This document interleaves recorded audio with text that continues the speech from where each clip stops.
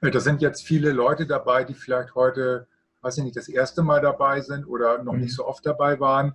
Kannst du noch mal erklären, was die Uhr des Wandels ist, so im Groben? Es ist eigentlich das war eigentlich die Grundidee für Human Connection. Also ich komme ja viel rum im Trampolinsport und habe also viele Länder besucht und natürlich auch dementsprechend viele Menschen kennengelernt. Aus allen möglichen Ländern, aus der ganzen Welt, kurz gesagt. Und es ist bei so einem Bankett, es ist ein relativ kleiner, familiärer Sport, wenn man so will. Es sind da so 1000, 2000 Menschen. Und wenn man dann auf die ganzen Weltcups fährt, dann trifft man sich, kennt sich. Und ich habe mir dann mal die Frage gestellt, gerade als Libyen und so weiter war und mit Iran hat der schon immer gekriselt, ähm, sitzt man den Leuten gegenüber und stellt sich die Frage, wenn ich die das nächste Mal sehe, sind die dann vielleicht im Krieg oder nicht? Und das war, als ich dann mal zurückgekommen bin und dann auch wieder wahrgenommen habe, was medial und auch von Informationen her hier läuft und wie sehr das dem widerspricht, was ich da draußen aber in der Welt sehe.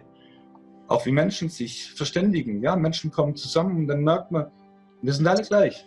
Und das habe ich dann ein Blatt Papier genommen und wir hatten bei uns in der Firma mal so einen Zähler gebaut. Und zwar, dass wir 4 Trampolinfelder genommen haben von so einem Leihgerät für Festivals und haben dann einen Zähler rangebaut, wo man dann jedes Sprungfeld die Sprünge zählen konnte. Und unter diesem Zähler, das waren 10 cm hohe so LED-Dinger, wie wir es von der Uhr haben, das haben wir aufgebaut, also 4 Felder mit dem Sprungzähler. Und da hatten wir, weil ich das für Charity nutzen wollte, einen Cent pro Sprungzähler und quasi eine Summe unter diesem Zähler. Und ich fand es immer attraktiv, also dass man springt und dann geht der Zähler nach oben. Das motiviert hat. Also kann ich da zum Beispiel eine Charity-Veranstaltung machen, in dem die Bäckerei Meier das Feld 1 sponsort, ja, die Spedition Fischer sponsort Feld 2 und so kommt dann nachher eine Spendensumme zusammen und die Leute hatten sogar an dem Tag einen Haufen Spaß dabei. Also perfekt eigentlich als Marketing-Guerilla-Tool zu verwenden und da haben wir damals diesen Counter mit dem Trampolin in Verbindung gebracht.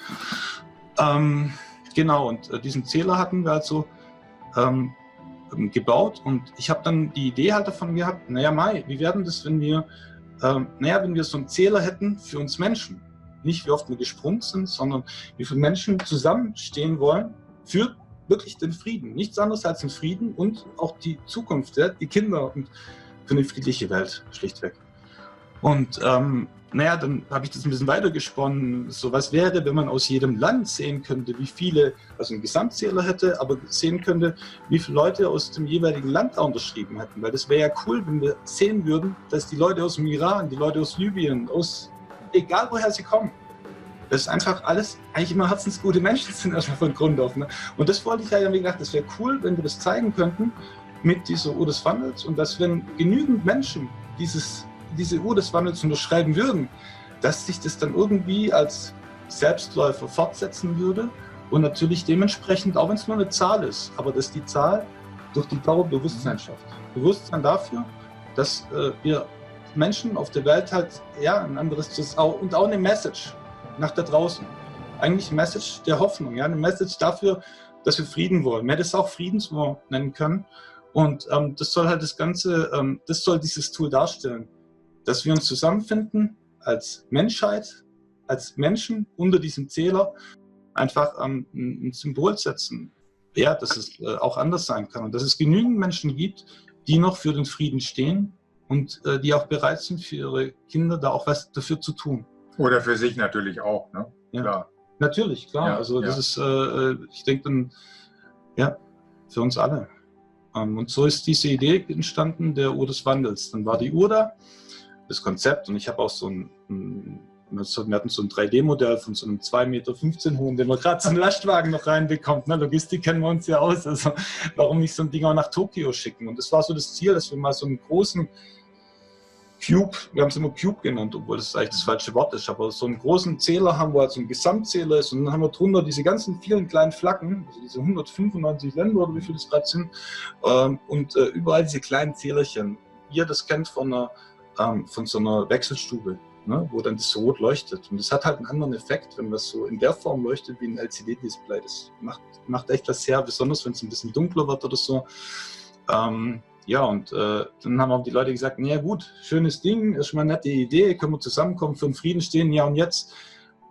Und dann kam eigentlich Take Action erst mit Human Connection richtig zustande, dass man dann halt gesagt hat, okay, jetzt brauchen wir eigentlich ein Tool, weil wenn wir alle zusammenstehen und die Welt wirklich verändern wollen, dann brauchen wir ein Tool. Und dann hat halt eigentlich die Recherche angefangen mit, ja, was bieten denn die heutigen Netzwerke, für was sind sie da, was geben sie uns für Möglichkeiten?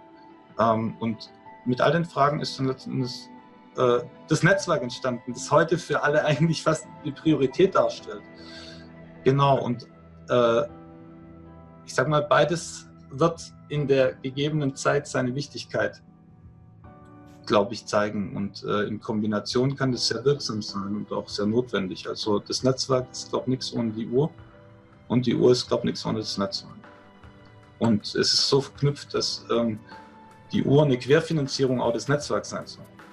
Dass für die Menschen das quasi die Eingangstüre ist und wir damit letzten Endes, wir haben ja vollen Sturm, genau, dass die Uhr die Eingangstüre ist und das auch schon ein bisschen der Bote sein soll für das Positive.